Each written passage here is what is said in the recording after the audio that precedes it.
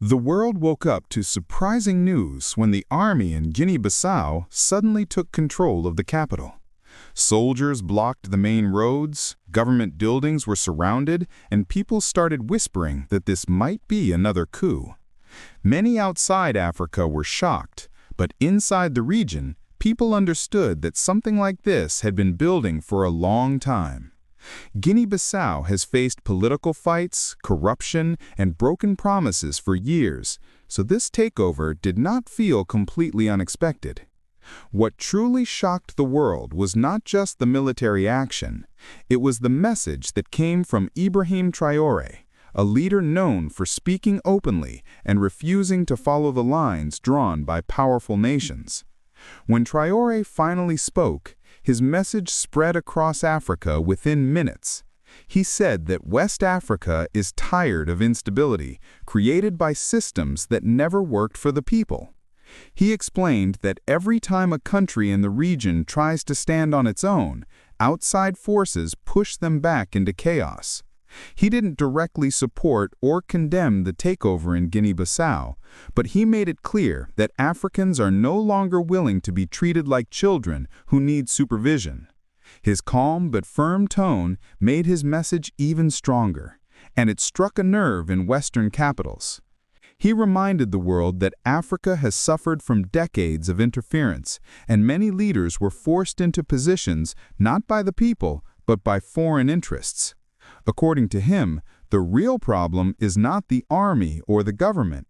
It is the system that keeps African nations weak while pretending to help them.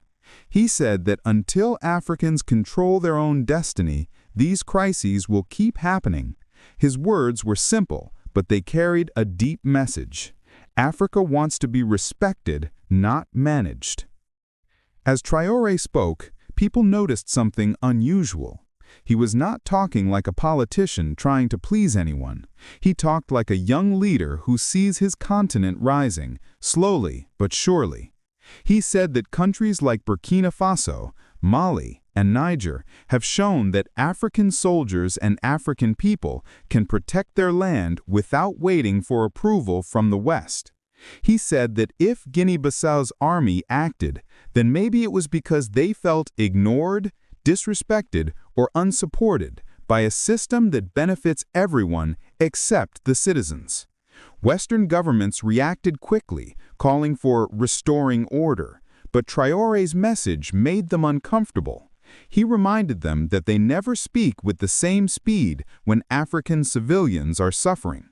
He said that the world cares more about controlling African politics than understanding African problems. This is why his message hit so hard, because it pointed directly at a truth many prefer to avoid. People across Africa shared his speech, saying it felt like someone was finally expressing what they have felt for years. They said they want strong institutions, fairness, and leaders who listen to the people, not to foreign advisors. Traoré's message gave them confidence because he spoke honestly about the struggles they all know too well. His words also made many Africans think deeply about why instability keeps coming back in different countries at the same time. As the situation in Guinea-Bissau continued to unfold, Traoré's message became even more important. He asked African nations to support each other instead of waiting for outside powers to give instructions. He said unity is the only way to protect Africa's future. Many analysts believe this is why his message scared the West, because a united Africa is stronger than a divided one. His tone was not aggressive, but it was clear. He said Africa does not want conflict, but it will no longer accept domination. By the end of his message, one thing became clear to everyone listening. Traoré was not speaking about just one country. He was talking about a bigger shift happening across the continent. A shift in mindset, in confidence, and in the desire for self-rule. His message left the world silent because he exposed contradictions they did not want to face. He showed that the era of automatic obedience is ending, and a new era of African independence is starting.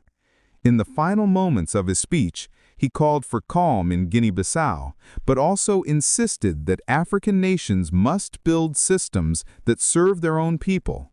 He said that if Africa wants stability, it must stop copying models that never worked and start building a future designed by Africans.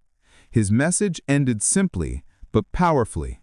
Africa must rise with dignity. And with that, he left the world thinking, questioning, and maybe a little shaken.